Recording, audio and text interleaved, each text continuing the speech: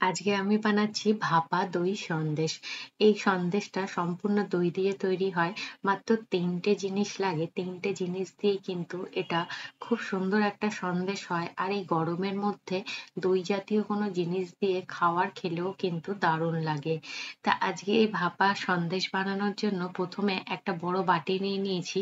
বাটির মধ্যে একটা বড় ছাঁকনি নিয়ে নিয়েছি। ছাঁকনির মধ্যে একটা সুতির কাপড় দিয়ে তার মধ্যে টক দই নিয়েছি ৮০০ গ্রাম। আপনারা ঘরে পাতা টক দইও ব্যবহার করতে পারেন বা মার্কেট থেকে কিনে এনেও টক দই ব্যবহার করতে পারেন। তা ৮০০ গ্রাম মতন টক দই নিয়ে এটা এই কাপড়টার মধ্যে চার কিনারা ধরে এবার একটু গোল গোল রাউন্ড করে ঘুরিয়ে তারপর ছাঁকনির মধ্যে রেখে দেবো, যাতে দইটা বাইরে বেরিয়ে না যায় কাপড় থেকে। তাই জন্য গোল গোল ঘুরিয়ে রেখেছি। আর এখানে দেখুন বাটির মধ্যে পুরো জলটা আস্তে আস্তে কিন্তু বেরিয়ে যাবে। এটা মোটামুটি ফ্রিজে, আমি নর্মাল ফ্রিজে, ডিপ ফ্রিজে না, নর্মাল ফ্রিজে ১৪ থেকে ১৫ ঘন্টা মতন রেখে নিয়েছিলাম। দেখুন সম্পূর্ণ জল, মানে অনেকটাই প্রায় জল বেরিয়ে গেছে, আর হয়তো সামান্য জল থাকলে থাকতে পারে। তো দইটা এখন একদম গাঢ় হয়ে গেছে, মানে এটাকে হাংকাট বলে। এই দইটা আমি এবার মেজারমেন্ট করে নেব, কারণ এর মধ্যে কনডেন্সড মিল্ক দেবো, তাই মেজারমেন্টটা কিন্তু জরুরি।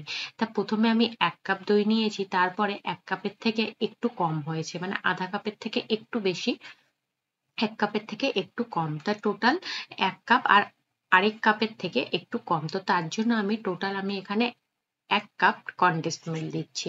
আপনারা যদি ১ কাপ দইয়ে বানান সেখানে 3/4 কাপ কনডেন্সড মিল্ক দেবেন। 3/4 কাপ হয়তো পাবেন না। 1/4 কাপ যে কাপটা আছে সেই মেজারমেন্টটা নিয়ে ৩ বার দেবেন। ৩ বার দিলে হয় 3/4 কাপ। তা আমি এখানে সম্পূর্ণটা ভালো করে মিশিয়ে নেব, যেহেতু দইটা অনেকটাই গাঢ়, মেশাতে একটু হেভি লাগতে পারে, কিন্তু খুব একটু টাইম নিয়ে খুব ভালো করে স্মুথ একটা মিশিয়ে নেওয়ার পর একটা স্মুদি ক্রিমি টাইপের হবে। তারপর এখানে শুধুমাত্র ভালো সুগন্ধের জন্য এখানে আমি এলাইচি গুঁড়ো দিলাম, তবে এটা অপশনাল, তবে দিলে খেতে কিন্তু দারুণ লাগে। আর 2 টেবিল স্পুন দুধের মধ্যে কেশর ভিজিয়ে রেখে বা জাফরান যেটাই বলুন, ভিজিয়ে রেখে সেই দুধটা দিয়ে দেবেন। আমার কাছে কেশর ছিল না, মানে জাফরান ছিল না, তা আমি কেশর যে রং হয় সেই রংটা চুটকি, একদম ১ চুটকি রং গরম দুধের মধ্যে দিয়ে সেটা গুলে এর মধ্যে দিয়ে ভালো করে মিশিয়ে নিয়েছি। এবার একটা কেক টিন নিয়ে নিয়েছি, কেক টিনের মধ্যে একটা বাটার পেপার লাগিয়ে নেব। লাগিয়ে নিলে বেশ ভালো হয়। তারপর যেই ব্যাটারটা বানিয়েছিলাম, ব্যাটারটা দেখতেই পাচ্ছেন কতটা গাঢ়। এই ব্যাটারটা এই কেক টিনের মোল্ডে দিয়ে দেবো। আর এদিকে গ্যাসে কিন্তু আমি জল গরম হতে বসিয়ে দিয়েছি, যেহেতু এটা পুরোটা স্টিমে করব। আর একটু যেমন কেকের ব্যাটার দিয়ে ট্যাপ ট্যাপ করে নিতে হয়, সেরকমই একটু ট্যাপ ট্যাপ করে ঠুকে নেব কেকের যে মোলটা আছে সেটা। এবার ওপর থেকে কিন্তু আমি একটা ফয়েল পেপার লাগিয়ে দিচ্ছি, যাতে ওই স্টিমটা, যে বাষ্পটা হবে সেটা কেকের মধ্যে, মানে এই ভেতরে যে সন্দেশটা রেখেছি তার মধ্যে না পড়ে। এবার গ্যাসের ফ্লেম একদম লো করে দেবো। লো করে এটা আধা ঘন্টা মতন আমি স্টিম করে নিয়েছি। স্টিম করার পর একদম ঠান্ডা হতে দেবো, বাইরে বার করে নিয়ে তারপর এটা নর্মাল ফ্রিজে আমি ৩ ঘন্টার জন্য রেখে দিয়েছিলাম।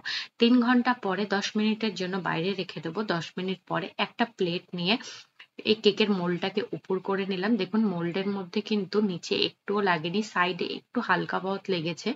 এবার ওপর থেকে যে বাটার পেপারটা সেটা উঠিয়ে দেবো।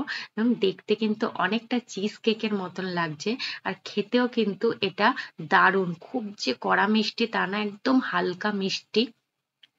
খুব হালকা মিষ্টি রেখেছি আমি, খুব বেশি মিষ্টি খেতে পছন্দ করি না তাই। আর ওপর থেকে কিন্তু আমি একটু আলমন্ড আর পেস্তার গুঁড়ো দিয়ে দিয়েছি, শুধুমাত্র দেখতে সুন্দর লাগবে বলে। দেখুন কতটা নরম, অনায়াসেই কেটে যাচ্ছে। এটা একবার বাড়িতে অবশ্যই ট্রাই করে দেখতে পারেন।